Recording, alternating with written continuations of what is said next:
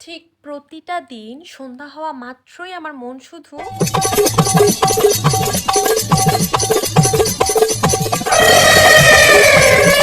ঠিক এরকমটাই করতে থাকে। মনে হয় বেগুনি খাবো না, চপ খাবো না, পেঁয়াজু খাবো না, মোমো খাবো, আরো কত কি। তবে এইসব কিছু না, আজকে সাহস করে নিজে মাছের কাবাব বানিয়ে ফেললাম। আর কিভাবে বানিয়েছি সেটাই শেয়ার করবো আজকের এই ভিডিওতে। আর আমার না এই ধরনের কাবাব কেন জানি ব্রেড, সস, তারপর হচ্ছে শসা এইগুলো দিয়ে খেতে বেশি ভালো লাগে। আমি জানি না কার এরকম পছন্দ। আর তারপর তো ভাজা পোড়ার পরে খুব বেশি চা বা কফির ক্রেভিংস হয়। তো আজকে চা না, আজকে কফি খেয়েছি। যাই হোক, কথা না বাড়িয়ে চলুন এবার ভিডিওটা শুরু করি। মাছের কাবাব তৈরির জন্য আমি এখানে 3 টুকরা মাছ নিয়েছি। চুলায় একটা হাঁড়ি বসিয়ে তাতে পরিমাণ মতো পানি দিয়ে প্রথমেই হচ্ছে মাছগুলো সেদ্ধ করে নিব। মাছগুলো সেদ্ধ করে নেওয়ার জন্য এখানে আমি অল্প করে দিয়ে দিচ্ছি আদা বাটা, অল্প করে রসুন বাটা, দিয়ে দিব 1/4 চা চামচ হলুদ গুঁড়ো, আর তারপর দিয়ে দিচ্ছি লবণ। এই সবগুলো মশলা দিয়ে মাছগুলো 10 মিনিটের মতো সেদ্ধ করে নিব। তো তার আগে হচ্ছে নেড়েচেড়ে এগুলো একটু মিশিয়ে নিচ্ছি। এইবার হাঁড়িটা ঢাকনা দিয়ে ঢেকে 10 মিনিটের জন্য মাছটা এইভাবে সেদ্ধ করে নিব। 10 মিনিট পর হাঁড়ির ঢাকনাটা সরিয়ে নিচ্ছি, আর এর মধ্যে মাছগুলো সেদ্ধ করে নেওয়া হয়ে গেছে। এবার আমি মাছের টুকরোগুলো তুলে নিব, আর এর মধ্যে এক্সট্রা যে পানিটা আছে এই পানিটা ফেলে দিব। মাছের পিসগুলো একটু ঠান্ডা হতে থাক। এদিকে আমি একটা প্লেটে 3টা আলু সেদ্ধ করে নিয়ে ম্যাশ করে নিচ্ছি। আমার আলুর সাইজগুলো যেহেতু একটু ছোট ছিল, আমি 3টা নিয়েছি। যদি বড় আলু হয় সেক্ষেত্রে 1টা বা 2টা নিলেই চলবে। আলু দেওয়ার ফলে মাছের কাবাবের বাইন্ডিংটা স্ট্রং হবে, তবে আপনারা চাইলে আলু স্কিপ করতে পারেন। আলুগুলো ম্যাশ করে নেওয়া হয়ে গেলে এবার আমি এগুলো প্লেটের একটু সাইডে সরিয়ে রাখছি। আর এর মধ্যে মাছের টুকরোগুলোও মোটামুটি ঠান্ডা হয়ে এসেছে। এবার প্রথমে উপরের যে স্কিনটা এইটা আমি ফেলে দিব, আর তারপর হচ্ছে খুব ভালো করে মাছের প্রতিটা কাঁটা বেছে নিব। একটু সময় নিয়ে খুব সাবধানে মাছের কাঁটাগুলো বেছে নিতে হবে, যেন একটা কাঁটাও না থাকে। যেমন এই যে আমি এত সাবধানে এত সুন্দর করে এত সময় নিয়ে মাছের কাঁটাগুলো বাছার পরেও কিভাবে জানি একটা কাঁটা রয়ে গেল, আর তারপর সেটা গিয়ে আমার জামাইয়ের গলায় ঢুকলো। কি আর করার, সবই কপাল। তবে আপনারা এই ভুলটা করবেন না, ভালো করে মাছের কাঁটাগুলো বেছে নেবেন। তো এর মধ্যে মাছের কাঁটাগুলো বেছে নেওয়া হয়ে গেছে, আর আমার কেন জানি মনে হচ্ছে আলুর পরিমাণটা একটু বেশি হয়ে যাচ্ছে। তো আমি সাইড করে অল্প একটু আলু তুলে রাখছি, সবটা আলু দিচ্ছি না। আমি কিন্তু ছোট সাইজের 3টা আলু নিয়েছিলাম, বাট তারপরও আমার মনে হচ্ছে যে আলুর পরিমাণটা বেশি হয়ে যাচ্ছে। তাই আমি এখান থেকে কিছু আলু সরিয়ে রাখছি। এইবার এর মধ্যে একে একে সব মশলা অ্যাড করার পালা। প্রথমেই দিয়ে দিচ্ছি বেশ কিছু পেঁয়াজ কুচি। পেঁয়াজ কুচিটা একটু বেশি দেওয়ার ট্রাই করবেন, তাহলে খেতে ভালো লাগে। তারপর আমি দিয়ে দিলাম কিছু ধনেপাতা কুচি, আর এখানে দিয়ে দিচ্ছি কাঁচা মরিচ। মরিচটা আপনারা যে পরিমাণ ঝাল খেতে চান সে পরিমাণে অ্যাড করবেন।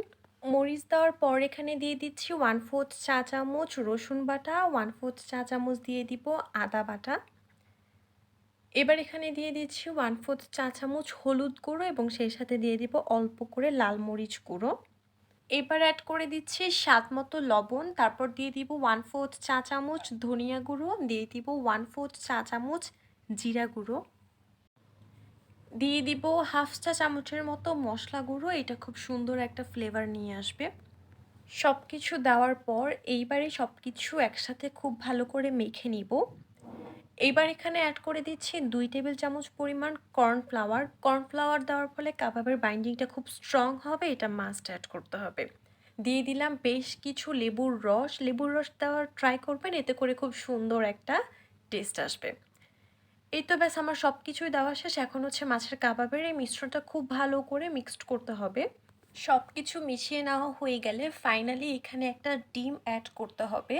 আর ডিমটা মাস্ট দিতে হবে, কারণ ডিম যদি না ব্যবহার করি সেই ক্ষেত্রে দেখা যাবে আমরা কাবাবগুলো ভাজতে গেলে এগুলো খুলে আসবে, ঝুরঝুরে টাইপের হয়ে যাবে। তাই কাবাবটাকে টাইট রাখার জন্য অবশ্যই ডিমটা ব্যবহার করতে হবে। তো ডিম দেওয়ার পর এইবার হচ্ছে এই সম্পূর্ণ জিনিস খুব ভালো করে আমি মিক্সড করব। এগুলো মিশিয়ে নেওয়া হয়ে গেলে এইবার হচ্ছে কাবাবের শেপ দেওয়ার পালা। তো আমি প্রথমে হাতে অল্প করে তেল মেখে নিয়েছি, এতে করে কাজটা করতে ইজি হবে। আর তারপর এখান থেকে অল্প করে মিশ্রণ নিয়ে হাতে জাস্ট ঘুরিয়ে কাবাবের শেপ দিয়ে নিচ্ছি। আপনাদের পছন্দ মতো চাইলে বড় ছোট যেভাবে ইচ্ছে ওভাবে করে শেপ দিয়ে নিতে পারেন। আমি খুব বেশি বড়ও করব না, আবার একদম ছোটও করব না, মোটামুটি মাঝারি সাইজে করে সবগুলো কাবাব বানিয়ে নিব। তো তো এই তো ব্যাস আমার কাবাবের শেপ দেওয়া হয়ে গেছে। এবার আমরা এগুলো ভাজতে ডিরেক্ট চুলায় চলে যাব। চুলায় একটা ফ্রাই প্যান বসিয়ে তাতে কাবাব ভাজার জন্য পর্যাপ্ত পরিমাণে তেল দিয়েছি আর তারপর একে একে কাবাবগুলো ছেড়ে দিচ্ছি। আর কাবাবগুলো ভেজে নিতে খুব বেশি তেল প্রয়োজন হয় না, মানে ডুবো তেলে ভাজতে হয় না, তাই তেলের পরিমাণটা বুঝে শুনে দেবেন। তবে চুলার আঁচটা একটু মিডিয়ামে রেখে সময় নিয়ে কাবাবগুলো ভাজতে হবে, এতে করে ওপর থেকে যেরকম সুন্দর কালার আসবে ভেতরটাও প্রপারলি কুক হবে। আর কে কিভাবে পছন্দ করে আসলে জানি না, তবে আমার কাবাবটা একটু ডিপ ফ্রাই করে ভাজলেই বেশি ভালো লাগে, একদম ডার্ক ব্রাউন কালার, মানে ডিপ ফ্রাই যে বলতে আমরা যা বুঝি আর কি, এভাবে করে ভাজলেই না আমার কাবাব খেতে বেশি ভালো লাগে। তো আমি হচ্ছে একটু সময় নিয়ে উল্টে পাল্টে চারিপাশ যেন প্রপারলি কালারটা আসে ঠিক ওইভাবে করে ডিপ ফ্রাই করে নিচ্ছি। আর এর মধ্যে অলরেডি আমার কাবাবগুলো ভাজা হয়ে গেছে। ভাজতে ভাজতে কাবাবের কালারটা ঠিক এরকম ডিপ হয়ে আসার পরে আমি এগুলো একটা প্লেটে তুলে নিচ্ছি। এই তো ব্যাস হয়ে গেল। এবার হচ্ছে জাস্ট এটা আমি সার্ভ করব। আপনারা চাইলে আরেকটু ডিপ ফ্রাই করতে পারেন বা আরও হালকা কালার থাকতে নামিয়ে নিতে পারেন, তবে খেয়াল রাখতে হবে ভেতরটা যেন প্রপারলি কুক হয়। আর কাবাব না আমার কেন জানি এরকম ব্রেড, শসা, স্যালাদ এভাবে করে খেতেই বেশি ভালো লাগে। আমি জানি না আপনারা কিভাবে পছন্দ করেন, তবে এই কাবাবটা জাস্ট নর্মালি সস দিয়েও খেতে অনেক মজা। কিন্তু আমি যেটা করলাম, প্রথমেই ব্রেডের মধ্যে একটু সস মেখে নিলাম, এরপর ৩-৪ পিচ করে শসা নিচ্ছি, একটা কাবাব নিচ্ছি আর তারপর উপর থেকে আরেকটা ব্রেড দিয়ে ব্যাস খেয়ে ফেলবো। কাবাব খেতে খেতে আমার খুবই কফি ক্রেভিংস হচ্ছিল, তো আর কি করব, ঝটপট গিয়ে এক মগ কফি বানিয়ে ফেললাম। এটা যেহেতু নেসক্যাফের ইনস্ট্যান্ট কফি প্যাক ছিল, তো কিছুই করতে হয়নি, আমি জাস্ট চুলায় একটু পানি গরম করতে বসিয়ে দিয়েছি। পানি গরম হয়ে এলে কফি পাউডারের সাথে পানিটা মিক্সড করে নিব, আর যদি প্রয়োজন হয় তাহলে অল্প করে চিনি অ্যাড করবো, দ্যাটস ইট। আমার মতো মারাত্মক লেভেলের চা বা কফি খোর কে কে আছেন কমেন্ট করে জানাতে কিন্তু ভুলবেন না।